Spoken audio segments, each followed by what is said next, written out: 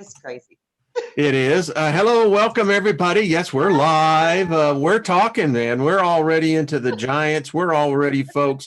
We're so deep into this that, you know, I think we're probably busting paradigms, Trina. It's amazing. How are you, Miss Trina? Good to see you. I'm wonderful. How are you? I am doing well, and welcome everybody to what will prove to be another great show, no doubt. Let me get. We're in good company.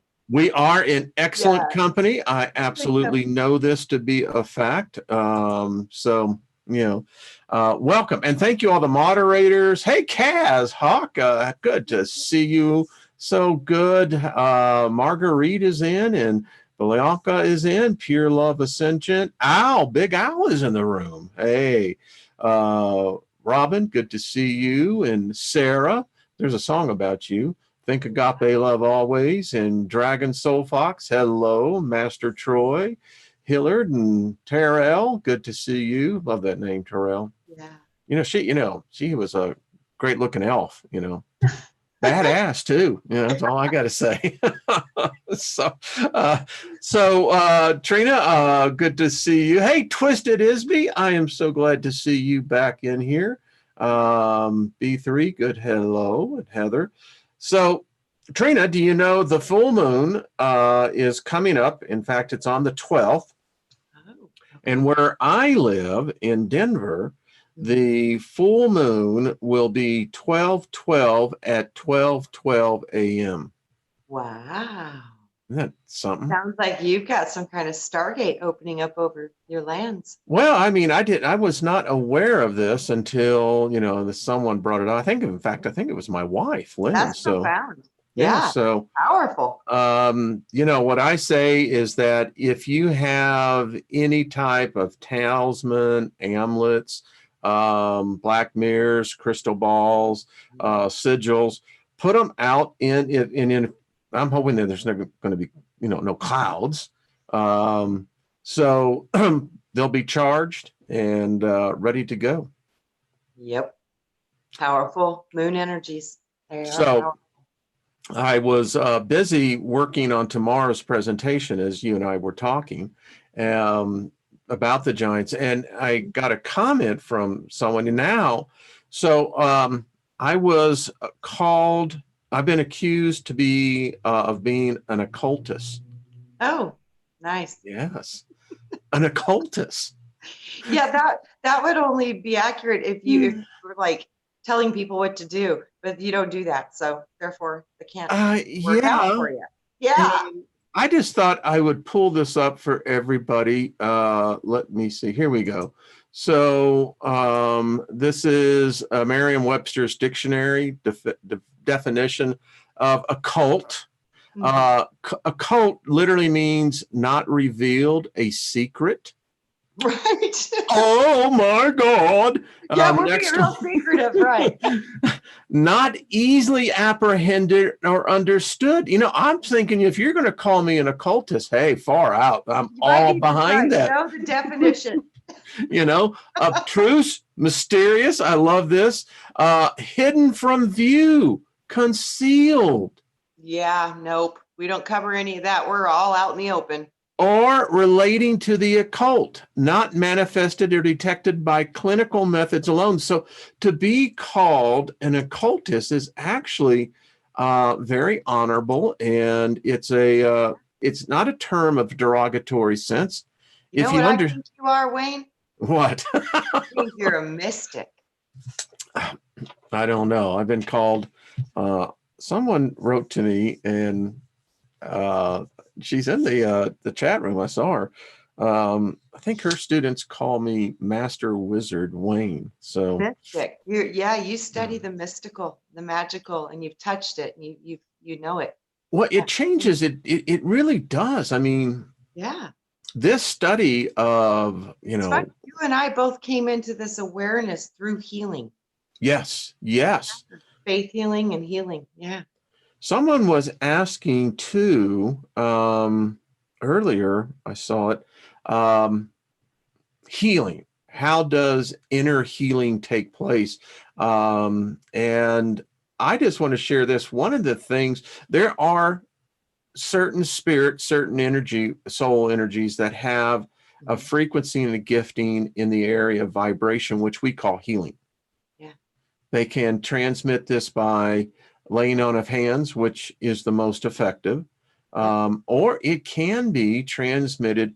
I'll use the term the Raphaim use, the term of connecting. Yeah. Yeah. I've been studying this, and we're going to be. I love it. It totally reminds me of Avatar.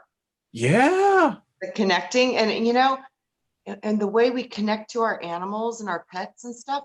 I could totally see that.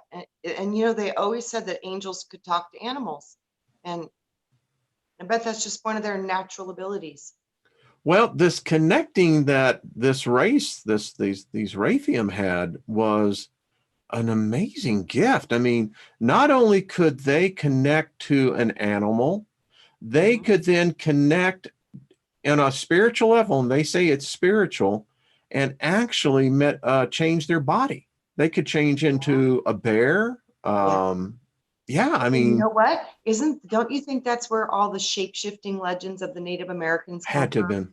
And all of the animal totems are like, what is your animal totem? Because they would know that these people were connected. And this is funny because they call us the little selves. Yes. So we're fractals of them. We have to be. Have to be. Very interesting point. And yeah, they all come. They're a little self of planetary bodies. I believe so. You and I were talking before it's blowing my mind. I'm like, this is crazy. It's a mind bender. Yeah, it totally is. You and I were talking before we came on live that the ability of these giants, I mean, it's amazing that the fact that they would bow down, you could see how a human would bow down to a giant. Oh, yes. You know, if not for anything at all, utter fear of being eaten. That alone would be, in fact, I had this dream. You're like, that'd be enough to do it. And I guess I was in that lucid state last night, but I remember distinctly walking down. It was this huge valley, and it was definitely semi-arid. And all of a sudden, I'm like on a set of a movie, you know, I'm dropped into this thing. And the group I was with, we could actually see two giants on the other rim of the valley, and we're freaking out. Yeah. Because we have to hide. Yes. We don't know. Yes. Yes. I mean, now that mindset, people don't take that into consideration in the metaphysical community. They don't take it in the spiritualist community. This has been eradicated, Trina, from our consciousness that creates the values of how we see life, how we see God, how we see the universe itself. Yeah, it's so much fear. I mean, oh my gosh, could you imagine to live in an existence like that? And we wonder why we have so much fear inside of our beings and our cellular codes. We have no memory of these things, but many of us went through them. Many of us experienced these things. We don't know. We just don't remember. And that's that instinct, that flight or fight response. Yes. And I wonder too, if this is a reason why a lot of women utterly panic when they get pregnant. There is so much to that, because we're going to be discussing in length tomorrow. Baal speaks, and he's speaking to the Raphaim, is who he's speaking to. Wow. We are, and this is what he said. He said, the sacrifice has been sweet and been accepted. The burnt, smaller infants, not cells, the smaller infants, the babies. And I went, that would traumatize a species. I think, Trina, you took psychology. Think about this from a trauma point of view. It goes all the way into the DNA. Yes, ma'am. A mother, an infant child, and the mother connection to that, as well as the father. You can't. these blood connections are real. So when that child was being burnt, the parents had to feel that and go through it and the anguish of it. This is the most ultimate kind of mind control, to be how you place people under absolute mind control and hypnosis is through utter fracturing their mind through trauma, repeated trauma, exhaustion, fatigue, because you're constantly living in fear. So these past existences that we've apparently gone through, they put a lot of understanding into my mind of how people are so utterly deeply traumatized. Yeah, yeah, it's Makes sense. I keep thinking about this in the quiet moments. Thank you, Super Tramp. Even in the quiet moments, um, Yeah. that this planet is a planet of hell. I mean, it Yeah. is not this sweet by and by love, peace, man. This planet is planet hell. Yeah. Yeah. I knew when I came in, when I had that vision, and it was like I just had the knowing that I understood this was a very, very dense existence and a Mm. very animal beast system. So it's interesting you use that term dense. This is a white paper. Anybody wants it. And I want to thank Ben Davidson over at Suspicious Observers. He brought this out this morning. This is the most interesting paper on the fact that plants under stress change color, smell, Yeah. and shape. They Yep. scream in pain. Yep. I can hear plants that are thirsty. I can hear the scream. Amazing. Literally, I've always been able to hear that. I could always hear that. Maybe it's because I was born in the desert and that's a familiar thing for plants to get thirsty. Literally, I could hear it. And it would make sense that if you're an empath, a sensitive, that can be, there's certain people have the ability that can feel the ultra small waves before an earthquake. Yes. Oh God, yes. Mhm. So when I read this, and you can go over Suspicious Observers, he left a link, and I'll leave one. The thing about it is that they apparently, this is a living organism. It almost sounds like consciousness. Oh, it is. I saw research with some plants that blew my mind. What they did was they had 3 cabbage plants and they had 3 different scientists. And then the first group of scientists, they all came in and they looked at the cabbage plants together. And then each one of them, one at a time, came in. The first one came in, looked again at the cabbage plants, touched the leaves, was just looking at them. The second one came in and just kind of looked at them, but really didn't do anything. And then the third one came in and went straight to one of the cabbage plants and started destroying it and killing it. They had these plants connected to electrofeedback and biofeedback where they could read. You could literally hear the other 2 screaming while the other cabbage plant was being destroyed. And then the craziest thing was they took the scientists back out of the room, and then after the one had destroyed the one plant, they brought the 3 scientists back in one at a time, and they brought the first one in that just touched them, didn't do nothing. The second one that, just basically stood there and just observed them. And then when the third one walked in, the other 2 plants started screaming. They The murderer. identified the murderer. Yeah, yeah. They have consciousness. They Mm. identified the murderer, so they definitely have consciousness because they knew the one that hurt their friend. Think about this. I mean, as I was, like I'm building these slides, you get I get psychically attached to it. I do too. And yeah, I mean, I think a lot of us do. Yeah. And it became apparent to me that these creatures, these giants, these Raphaim, the Nephilim, they controlled us psychically. Oh, I think it's beyond our capacity to even fully comprehend that existence because it just, I mean, that's like, I think we would have been running from dinosaurs, running from giants. So basically, we would have been like insects. And this turns upside down the whole evolutionary Darwinism, the 6-day creation. It's all upside down. Yeah, this is about seeding. This is about Yeah. and this is about manipulating genetic codes. Yeah. This is about completely bushwhacking us into thinking that there was this one reality, and where we've completely eliminated. I contend, I'm putting this in my book, that I believe I have stumbled upon the syntax, the synthesis of man's desire for a savior, a supernatural savior who will come on a white horse and redeem us from this curse. Absolutely. I'm getting this. I mean, as I'm reading this thing and I'm going, okay, now wait a minute. It's so weird too. It's like when I think about that and I think about the curse, and then you think about the story of Jesus. Well, like the one I know is different than everybody else, and it wasn't Jesus, it was a Lord dude. Mm-hmm. But the thing is it's still worshiping within this construct, so it's still a trap. If you give worship to anything, it's still a trap.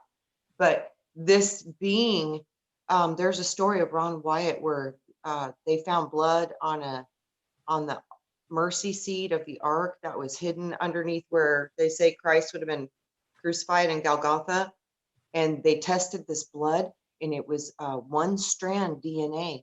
The only thing that was present were the female genetics, and it had the one male chromosome, but all the rest of the male code was invisible. I wonder sometimes if that was the redemption code, and that blood that got brought down onto this planet was bringing the polarity, the separation that made the dual helix, and it's bringing it back into unity, into oneness. And then when that one goes back together into one, I see it activating the 12. So, and the one becomes like the magical 13, which is like you. Okay. Very interesting. Very interesting. But this curse, I think, was a blood curse. It was genetics. Genesis. Yeah, well, I think that it has a lot to go, because if the fact that these creatures were here, that alone begins to get some issues. Well, I just saw something that was really weird on the chat room. What? Well, it suddenly went blank, but then it had different code, like there's a code running in the background. Wouldn't surprise me. Oh, it's just getting weirder every day, isn't it, Wayne? So yes. So let's introduce a thought that I want to bring into our group, because this is what a second look does. Yeah. So let me propose a thought that there never was a crucifixion. There never was the time of the giants. Hear me out. Only because if you can look at this, and if you look at this, this is reality. You see reality both becoming a column and also a row. And as you immerse yourself into each one of these different realities, here's the weird thing. In that spot where the crucifixion was said to have placed, let's use that as an example. It didn't actually happen here. It was actually happening in literally what I'm understanding would be a different reality inside the reality that we're in. It's kind of like your thought of the Russian Cupid doll. That totally makes sense. Yes. Yeah. And that's how those of us who are stuck in this realm could actually plug into and see that happening literally. Yeah, I've seen it. I saw it happening with I did not like it at all. I did see it, but I saw this was something that was done kind of frequently. It's a bizarre thought, because I'm thinking about I've been having to write to a couple of people who have lost some loved ones who've crossed over, and it's the only way that this really, when you begin to think about this in the plane of reality, I believe that we continue after we shed these bodies. Oh yeah. And that would then say, Trina, that in essence, we're at a higher, different frequency, but we're still in the same plane. Does that make sense? Yeah. Yeah. I think to move out of a plane is difficult. I think there's some type of a membrane that you're gonna have to bust through. There's something going on. I contend. Electromagnetic, or I don't know what it is, but I know that there's There is something going on. I said this before, and I actually recorded it, and I'm writing the producer because I want to get permission to use it. But they actually recorded out in California. It's in the desert, in an old silver mining camp. Wow. And they had their camera set up, and they have this camera now that's called a full spectrum camera. Uh-huh. And so there's no one there. They're all off doing things and their EVPs and other places. And as the camera is rolling, it picks up literally this full body apparition, takes full materialization, and you could tell that the person was like going to work. Yep. It was a miner. Yep. I mean, that tells me that I've seen stuff like that before. Yeah. I've literally seen that. I've seen, well, we have a lot of old, out here, there's a lot of old history of cowboys and Indians. There's a lot of. How close are you to Superstition Mountain? Oh, I used to live 15 minutes from it. Okay. That is, I think it's one of the 12th most energetic vortexes, sacred mountains in the world. I think it's and so many people disappear out there. I bet. It's crazy. Oh, the statistics are off the hook. It's as bad as Yellowstone. Now, have you ever gone out there? Yeah, but not deep in. Okay. But yeah, literally. I mean, it's crazy. My daughter wants to go camp on this bluff, so we might go do it. But yeah, I don't know. The energies there are very powerful. And like I said, people like me that are sensitive to that, you got to be careful with that. You could trigger literally a vortex, whoop. That's what I mean. Yes. Like, oh, crap. Yeah. Mm-hmm. When I lived in Knoxville, myself and a group of 2 other people, we decided to go to Brown Mountain, North Carolina. Mm-hmm. And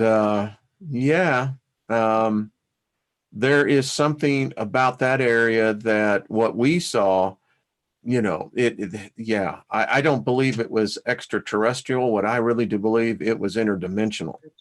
Spiritual. Mm-hmm.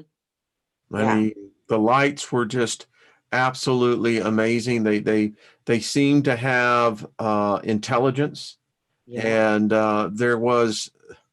I felt, and I'll tell you what I felt. It's like, you ever been around when a lightning bolt hits close by? Yeah. Okay. Do you know how you get that taste in your mouth? Yeah, and that weird vibration. Yeah. Uh-huh. That's what I felt when I was out there. Wow. I'd just be curious if, I mean, it opens your eyes, it's like, well, then what? Because the tail's out there. I'm telling you what, too, the Grand Canyon, Wayne, down in the bottom, that's giant energy down there. If there ever was, I'm telling you what, like the hills have eyes feelings. There's certain parts of the canyons, and there's certain parts they don't let anybody go into. And this is why. I'm telling you, there's some crazy stuff down there, and there's crazy stuff in Sedona too. The energy's there. Yeah. Off the hook. Miss Trina, you live right next to that. Always. Yeah, I've always been in the midst of it. They told me, they said, you need to stay in this area because they told me this is your tower. Mm-hmm. And they said you're anchoring energy. They're like, well, we'll move you around, but you will always be an anchor. And you're there wherever they said, wherever we put you, you're put there so you could ground energy there. I was like, okay. I mean, I absolutely do believe that. It was. Many of us are the ones that are empathic. You're towers. You're the ones, the receivers. Yes. So, Yes. yeah, we're the ones that can anchor the energy and the light faster than the other humans because we're receptive in nature. So yeah, we are these towers. And they told me too, they're like, you are not the only one. I'm like, oh, I know. There's a whole bunch. You're not the only one. You're going, That's yeah, right. I know There's a whole that, bunch in this chat room right now. It's like, oh yeah, we're it's, talking to you all. absolutely. Yeah. I am actually pulling up something. So, because one of the strangest things that I've ever had here was I actually encountered my own EVP. Ooh. Yeah, and Oh. let me see here. I'm doing this as you're talking, and Drive it in the bus and try to yeah, talk. you go ahead and drive the bus. I'm like, Yeah, that's challenging. It's hard to even keep up with chat and talk. And oh man, I can't yeah, imagine it's you like, doing all that stuff. I'm like, no, I whoa. can't do that, man. I can only get to it. But the thing about it is, it's let's see, I don't know, quite frankly, where I put it. Have You're you ever like, where done did it that? go? Somewhere in this beast of files. It's I can't it's imagine going through your files. That's got to be yeah, insane. it's somewhere. Uh You're like, somewhere. it's and I know it is. Let's see. I wonder. But anyway, I was going to pull up the actual EVP itself, but let's see. But I can't do it. It's too distracting. I have no idea where we are. Yeah, you're like, I don't Yeah, know does where. that ever happen to That's you? profound though. Did you hear it with your ears and then catch it on the recording too? Or Mm-mm, just I the could recording? just on the recording. Oh, okay. And I've heard, and then like you could hear it on the recording too, but I heard it before it went on the tape. ah, Yeah, I heard it with my audible ears. well, what this one was crazy. That's all I got to say. It was Really? crazy. Um, it was one of the most freakish. I don't know. How do you say this? It sounded like hell. It sounded like torment. Oh, yeah. Yeah, Hmm. it really did. And I'll send you. It's one. It's on my favorite part. But yeah, it was the wildest thing. And I had a friend that had a analyzer at his home and put it through a number of different speeds and frequencies. Hmm. Whatever was being tormented there. And then I thought, a mile from where we live, they found a full skeletal remains of a triopolates, whatever the one of the big thing that had three horns, big old thing. Wow. Trinoceros, I think. Is that right? Yeah. Trinoceros? Trisoporus. I don't know. Come on, folks. Someone there will help us out on But the that. three horns, I think Yeah, it's yeah. rhinoceros. Like a rhinoceros, but Yeah, much, like much a bigger. huge. Yeah, I totally know what you're talking about. Really? They found the Oh, skeleton? they found them all. They found another one about 5 miles from here. Wow. Yeah, there's a lot of dinosaurs that were here. And I contend that when the cataclysm happened, some whatever they may say how many thousands of years ago. I hate saying millions because who knows? I don't know. No one knows what the date is. But I contend that that energy that those animals felt at the moment of death from the cataclysm was captured in this area. The Indians believe that energy, particularly energy that in the event of a traumatic death, the blood soaks the ground, that the life is in the blood, Yeah.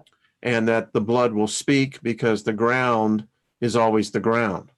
Yeah, remember when Cain killed Abel? The Yeah, thought was, yeah. I can hear his blood crying from the soil. Mm-hmm. Yeah. Yeah.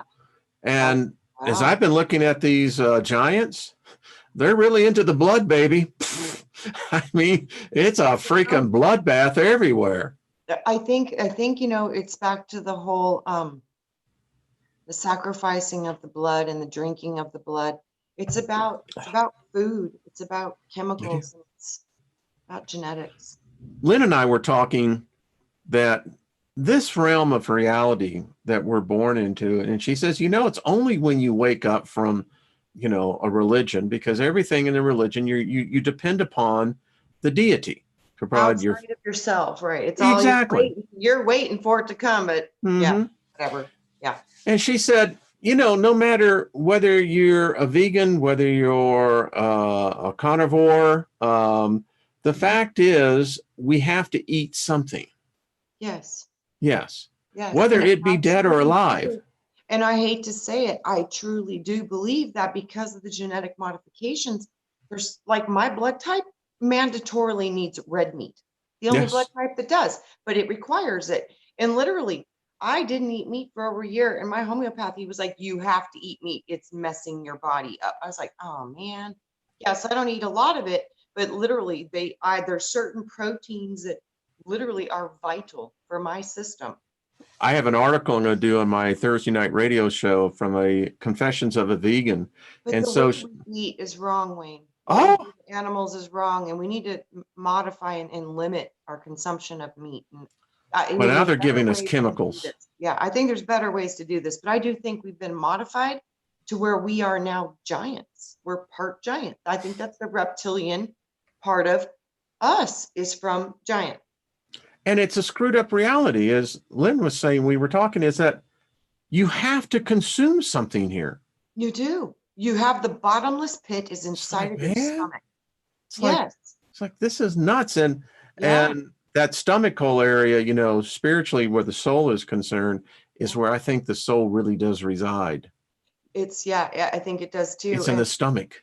I think so too. It's the gut complex. It's your gut knowing, and knowing is the most truest part of you because there's no interference. It's knowing. Well, it's the greatest alchemy that we don't even think about. We're putting raw energy, Vulcan, and that metamorphosis process breaks it down into complex proteins. Yes. Wow. All right. So let me throw this into the thought. The story about the Greys, one of the things that I've often found unique about the thought of the Greys is their physiology, is one that is much more what we would call lean, no areas of the ability to digest food. And here's what I found out, and it's doing some reading on this. According to Ariel, Alien Interview, their skin is designed to take in all that they need for energy and expunge all their waste energy through the very skin. Come to find out, our bodies could do the same thing, but they messed with us. Yeah, that makes sense. And yeah, that makes sense. Wouldn't that be the ideal place to actually, in an environment where you're actually taking nothing out of the environment other than the... Well, the breatharians, they live off of breath. And there are people that do this. So it's physically possible. Talk a little bit more about that. The breatharians. The ancient ones, the breatharians, they would literally learn through meditation and practice to control their physiological body to where it did not consume anything except for prana, light, and air, spirit and light. Yeah. Some of them wouldn't even drink water for years. Would make sense. I mean, and they say it's, scientifically you would dehydrate in 3 days. Yeah, because that's how the vibration, your frequency is out in your physical anatomy. But if you're in the state of a breatharian where you meditate and your vibration is so high that you're literally in resonance with the life-giving frequency of living light. So they're literally able to pull that light out of, which I believe is one of the definitions of manna. I think manna has many forms, and I think that's one of the forms of manna from heaven. I like that. I like that. Spiritual food, you can get it through the gift of mushrooms that open your mind, because I think a lot of manna was about hallucinating. So I think there's a few different ways to look at it. And that's the way I love, like, I have so much religion of the Bible and stuff in my head, but I've never seen it the way other people do. So for me, it's different, like my description of manna, I would see spiritual breathing, and I would see hallucinating, connecting to spirit. I would see like medicine man chanting, I would see these things in my vision, and that's how I would perceive it. When I would read it, they received manna from heaven. I would just close my eyes and let my mind tell me what it sees, and it would show me many things. I'm right there with you. I will probably, when I leave this temporal reality, the initiation you were talking about, I never saw it as that, but as I look back in my very early years, with one would say the experimentation of lysergic dithylamate, along with peyote, but I learned from particularly a medicine man on peyote, and it takes you places. Yes, it does. Yeah. And it's beautiful there. You can go there in guided meditation. Yes, yeah, yep, very easy. Yeah, it's amazing because these are literally natural processes, and there's so many different ways to get there. And this is where I've been able to see the gifts of profound spontaneous healings and miracles, is when people were in this state of mind. Yeah, and it really takes a person. You see, the thing that when I was in Christianity and went to the healing rallies that whether it was Oral Roberts, Kenneth Hagin, Kenneth Copeland, Joyce Myers, whatever. And the thing about it was observing, working as a person right up there, there is a physical manifestation of energy, but it comes from the audience. Yes. The audience is singularly focused in on one individual. Absolutely. That's when you can see the fire walking. That's why you usually see them done in large groups, because the people, they bring that resonant frequency into this realm.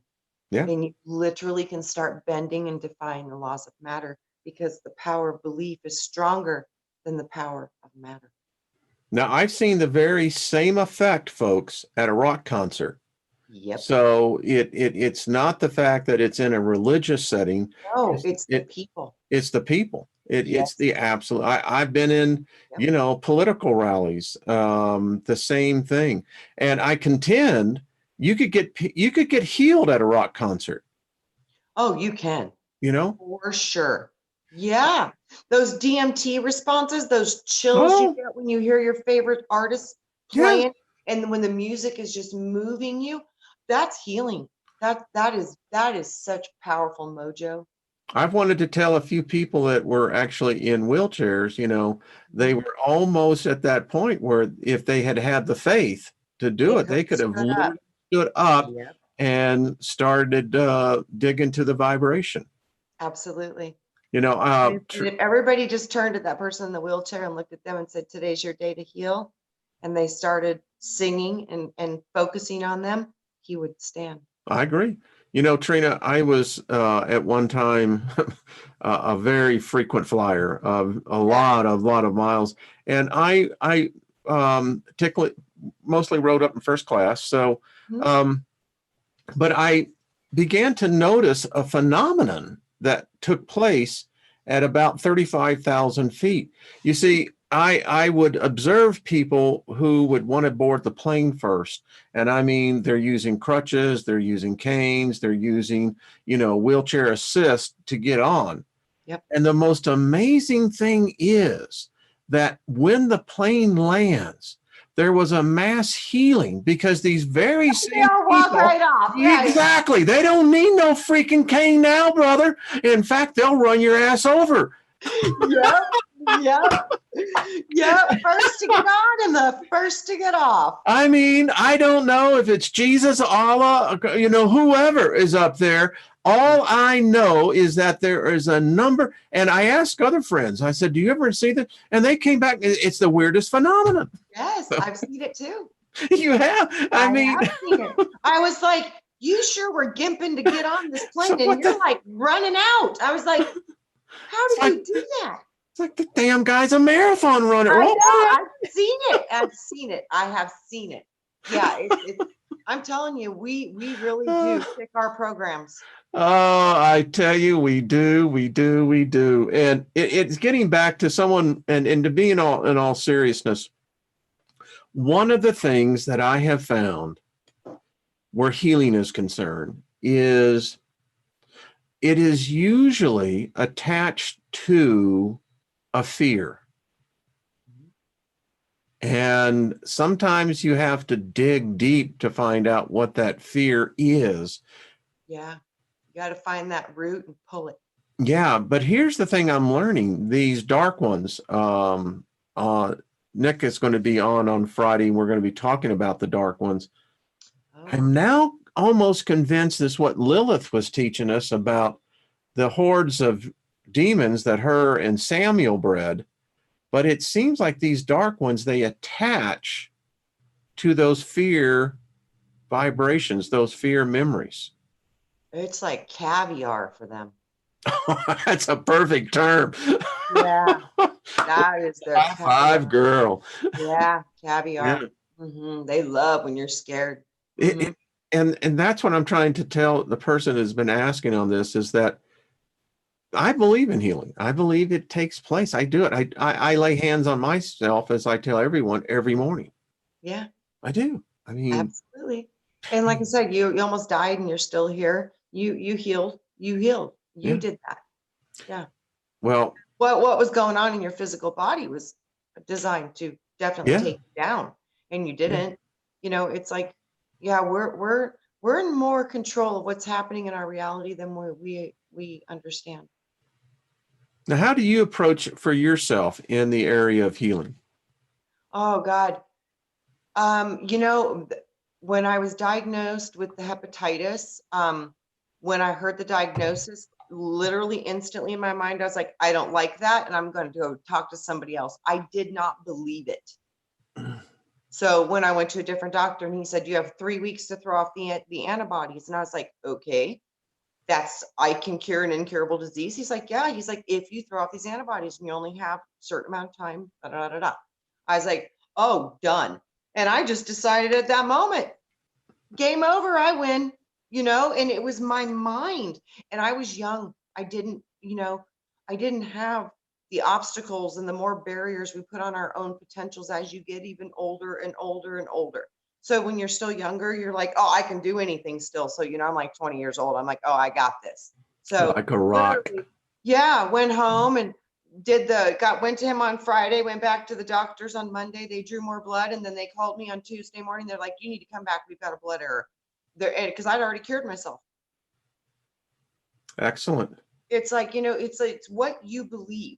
So then when I was in the renal failure and they couldn't find out what was wrong with me, literally I was forced into a position where you have to go outside of the box and you have to learn how to take care of yourself or you're going to die. So I went to a homeopath again, and again, he saved my life and told me what to do and fixed me right up. But all these weird experiences have brought me to this awareness that healing and what you bring to yourself, like I brought things to the plate doctors couldn't fix. Okay. That's pretty screwed up. I'd agree. So, so it made me go outside the box. And it literally, it has to come from within you. You are the only one that can make yourself sick, and you are the only one that can put yourself back together. And many of us bring on these challenges to learn important lessons. And for me, it was about my own inner physician and the truth about know thyself and the truth about connecting to, on one part of it, it's part of the programming that you're alone down here and that nobody understands nothing. A part of it was that program coming into that I really had to walk alone because nobody could create for me what I wanted to create for myself. So I literally had to find a way to come into that power. And I found that was through the way I thought. Interesting. I mean, there's many different paths to this. Yeah. Many. Yeah, it's many. Listen, I know the element that we possess, this thing that can be defined as faith, it can be defined as the belief system that charges our beliefs, shows itself in many different ways.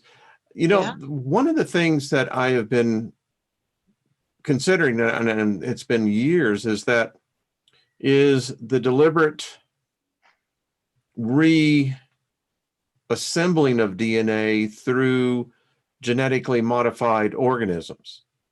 I think that's what they're trying to do to us I because think there are too. I Yeah. think that they understand that this new light that's coming in might be what puts us back together. It's the only sign in the zodiac, Wayne, that's a man. The only one. Hmm. And he's carrying a water pitcher. That's new code, new light. This must be the window that they are terrified of. And I'm thinking about how the giants would view that. They'd freak out because this might be the end of their genetics, because this could be the restoration of original codes. And if those original codes are restored, that means the ones that are not supposed to be here might literally start to dissolve and break down. And the ones they say that are permissioned, the ones that are organic and true to the codes and books of life, those might be the only ones that will be left standing. So are we talking about the insect-sized gods, or are we talking about their giant big gods? I mean, that's an odd concept. I think it's above that. I think it's like Guardians of the Galaxy. I think that we're actually living inside the skull of an ancient beast creature. I have totally seen that we're inside of a brain. I've totally seen yeah. that. I'm like, I mean, really? The universe, when you look at it through a plasma electromagnetic universe, it looks like synaptic pathways. It sure does. It absolutely does. And when I saw that, I was like, oh my God, because I've seen that, and that was crazy. Lynn actually believes that that's what it is, that when we die, we just simply get absorbed back into, we're our own neuron. And we're speeding along, and I don't know. I mean, it's when you think about all is Tom, Wayne. So that's a Tom. All is that self. Yeah, well, and some say that the atom is only the atom because it has both an electron and a neutron, mother and father, and a positron. Yes. Yeah. Yes. So how can an atom exist? Like I said, I think that's true for this realm, but I've seen higher realms that are totally different cellular structure, and it's made of light. It's not. When I was talking with Roger over at Mudfustle University, we had a phone call, and I was telling him, I said, I believe that consciousness actually exists down to the cell. Oh, yes.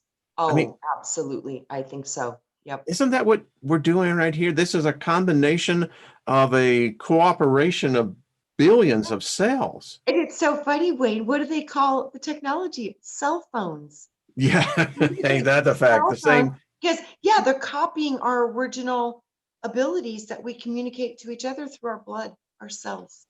In the early days of the internet, which I was a part of, we came up very quickly with a way of how to begin to continue to exponentially expound information. And so you came up, and it was all the basics is that using node technology. Oh, wow. A node would be a central receiving station of information, and then there would be another node for it to connect, and it would share information. You would actually call it a data silo. Wow. That's profound. I was literally, when you're saying that, I was seeing tiny little pyramids all over, like a. By the way, I contend that the Raytheum were the ones who built the pyramids. Oh, I bet you're right. I don't think any human had anything to do with it. I think you're absolutely right. Yeah, we're still trying to figure out, well, what the hell were they doing there, Martha? Yeah. It's so weird. When I tapped into that one time, because I've asked that question so many times, and one time I literally saw big giant men literally making sounds and using magic, and they were melting them and lifting them and doing all kinds of stuff with them. They would have known about the frequency. Like seeing it. It wasn't even like it was a big deal to watch. Yeah. It was like normal. Yeah. Mm-hmm. I mean, I totally do. I think that, Trina, there's something I keep contending. I even told Jeffrey that on Sunday's show that What if the Raphaim are the actual, what if those are the actual true fallen? I think they were something. Yeah. I don't Original know. fallen angels. I wonder if that's Raphaim. What if Tiamat was where we originated from, and this planet, as close as it is to the sun, was the planet of the big beings? And I'm just throwing this out there because history in its timeline is all screwed up. They never account for the asteroid belt Yeah, I think Tiamat might have been home to the giants. or home to us. Big us, not little selves, big us. Well, if there was a big us, I think we man, come from those. So how could we not have a larger form? I don't know. I've seen aspects of myself that is massive, I, yeah, massive, I massive. contemplate the spiritual aspect of this, and I'm finding out that these creatures were very spiritual. It seems like everything here is about copies and little selves and fractals and Yeah. simulations and illusions, dreams, brain, mind, thought. Um, what if we are an aspect projecting out of what they call these sleeping giants? And what if this is the time when the giants awaken? You're Meaning, not getting any argument out of me. I mean, this is, yeah. yeah, And what if it's, that's how we reconnect to our ancient past? And what if we are these actual giants and these little selves have been brought out of those giants? But what if those giants are the fallen, but we actually come from before the fall? And what if that's what we're actually able to finally reconnect to and heal, is the reconnection to the truer aspect of ourself, which is the original, sparks and divine children out of creation, which I'm pretty sure, Wayne, are huge. I think they would have to be. Yeah, Yeah, huge, gigantic. I, it's, see, the word connecting is one that those creatures used, and I am quite taken aback of their spirituality, but their spirituality is not like ours. Um, it lensed on the grotesque. It I think that was because of the fall. I think when the draconian reptilian mingling to make us be able to inhabit this planet took place, to bring us down into those lower dense vibrations, I think we had to use a template, and I do think it came from dragon and draconian. I for some reason I think it got sick. It got like a virus. hmm, And it went out of balance and it literally became like a cancerous virus. And that's why I think we're quarantined. And that's why I think we were called the antivirus.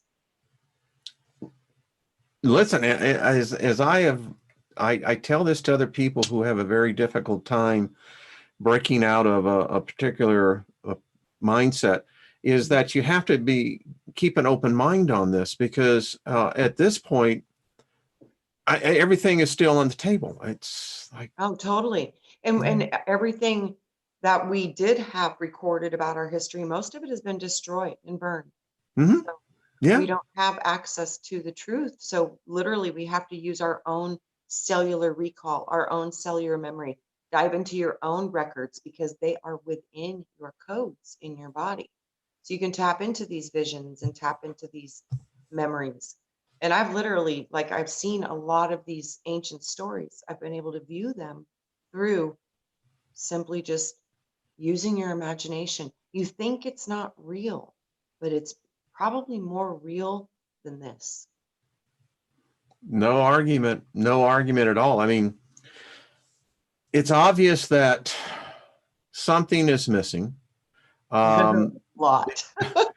Og says that in their writings, that they can remember a time before humans. Now, Yeah. I studied angelic script for years, studied it from the Kabbalah point of view, then got into more of the occult point. But the interesting thing about that is that in the time of the angels, Mhm. they remember a time before man. Yes. So no matter how we slice it and dice it in the Slicer Dice Automatic 2100, hello, Dan Aykroyd, it indicates we very well could be a pretty recent addition. I think it's a part of, that's why we keep getting these concepts coming up of these Russian dolls and these little cells. Yeah. There's something to this. We are a fractal of our true being. So we need to find out what we really are. We need to find out what we truly are. What is our origin? I meditate on that so much that I kind of figure it's like this, Trina. If I continue to put the thoughts out there, someone's going to go along the information highway of the spiritual realm, say, hey, Steiger, yeah, I could give you a little insight on that. You know what's crazy? Because I've gotten insight, but the thing is like, Wayne, I really do think we might be like inside of a brain, and what you think about, you will bring about. So your thoughts will determine what happens. It really seemed to be this way.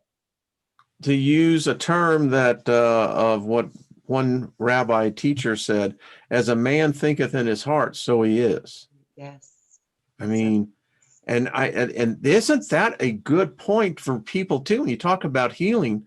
So what is your inner vision of yourself? How do you see yourself?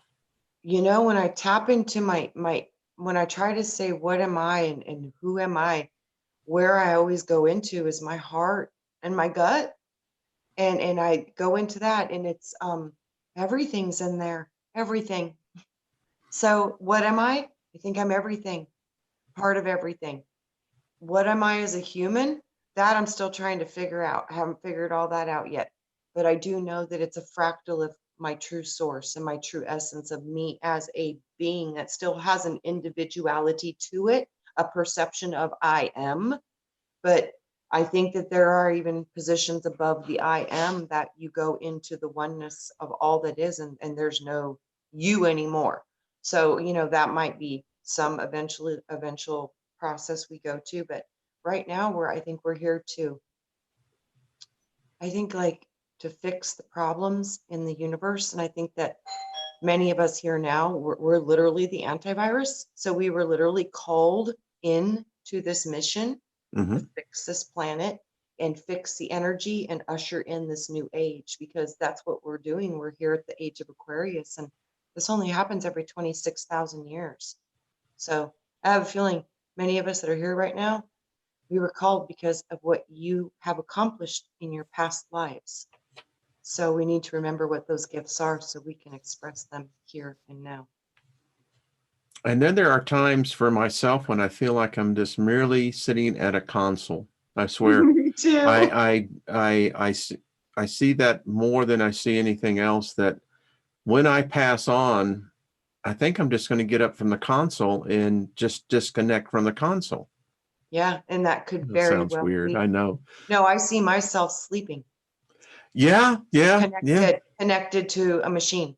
Yeah. I've seen that before. My sleeping beauty is what I call her. She's Yeah. sleeping. And then I had that vision of cutting myself out of the serpent. That's pretty profound. That was a profound vision. That one That's rocked very me. profound. Yeah, rocked me. Still does to this day. Yeah, Miss something Trina. With the serpent seed, and there's something about getting out of it. This much I do know. Well, and that's just it. I think they know that. I swear, I think there are those of us who will at least get the insight to say, I have figured out my portion of this. Yeah, you know, I don't know. More than this construct that they're telling me is only what I am. Yeah. I'm knowing I'm more. And that in its own right there, I think, is literally the biggest key to get free from lower density if you choose to. Like I said, I think many of us came here on purpose. And like some of us, you know, like me, I think I was like, oh yeah, I'll go and help out. And then when it came down to it, I was like, what was I thinking, Forrest? What was I thinking? You know, I think I forgot what it felt like. I forgot. The feeling was just like, oh, I can't do this. Yeah. So it was crazy, but I really do. I think we came here for a reason. Yeah, I do too. I do. And I think so often, sadly, many get off the path. I look in my life and there were a few diversions, and it's to say the least. I think they send in the diversions to try to get us off track. Yeah, yeah. Let's just see how smart you are. Well, yeah, I Okay. think when you start manifesting and creating and you're on track with your soul's idea of what it was supposed to be doing, I really do think it's like you have that signal over your head and people know. And the dark powers, they don't want that, because this is what they're trying to avoid, is this awakening. They're trying to stop it. They're using chemicals. They're using all of these things, putting us in fear-based modes. All this is being done on purpose because something must be happening. Yeah, you know what I tell those punks? I mock you. Let's see your power. Manifest your sorry ass before me. And I said, you and I will talk. You know Absolutely. what? They won't manifest. They run. No, they really won't when you're in your power. They really don't want to. And No, that's interesting, because I wonder with why. I don't know, but I laugh at them. I literally laugh and I tell them I mock you. I said, you're so powerful. And I keep on telling them, when I cross over, I'm coming to kick your ass. Mhm. Boom, they're gone. It's funny too. It's like it's like we're herded in this reality and we're working and we're slaves pretty much. And it's not the happy world most of us imagined we would be living in. These guys, if they lose the fear, none of their fear tactics will no longer work and the world would automatically shift. That Think would be a so. great place to be in. Yeah. And if people start losing the fear of death, because you just know you don't die. You just change form, but you don't die. So it's going to It's change the world. I really it do. is. That's a frequency thing. It really It is. is a frequency. It's fine tuning. Yeah. All right. Well, I met a physical mom. I hadn't seen her before. Welcome. Hi, cool. Gonna cool. I like that name. I do too. That's I pretty do too. cool. Well, and there's Constance. Hello. Well, another a twisted Isby. Well, another hour has come and gone, my dear. It's crazy. All these voices that we can't hear that are affecting every single. They're all around us. They really are. And I think all of this community, you guys get hit with the, trying to slow you down and keep you off track because you're close. You're on track. You're doing what you're supposed to be doing. You're exploring and learning and trying to figure out the truth about God and yourself and all of it. That's powerful. Powerful work. Yeah. I'll share something with you as we're going out. In a meditation, one of the things that came to me is understand this. There's no one qualified to judge you. No. The only one who is qualified, there's no God, there's nothing. The only one who's qualified to judge you is you. Yes. So You record yourself. yeah, You are the one who experienced with yourself. So you know the truth of it. You know how it feels. That's the most amazing thing I see, Wayne, is like there's a part of us that's above us that sees more than we do. It can see through the eyes of the person we're interacting with as to where we can't. But that's still part of us. How is this happening? These are the questions I'm asking now, because I want to know, who is the observer within me? one of the things I do is I always put the little stickum note going, okay, Steiger, read that.